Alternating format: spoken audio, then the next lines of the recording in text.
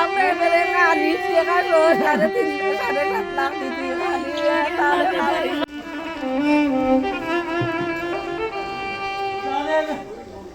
এমন ওনার দিছে আমারে ওনার দিছে কি লাভ রে বুঝা খাস রে খালি লাখ লাখ টাকা উড়াইছে আমার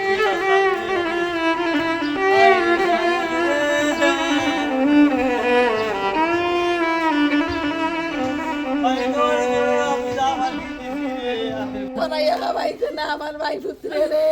কইছে 3 লাখ করে দিতে 3 লাখ কথা কে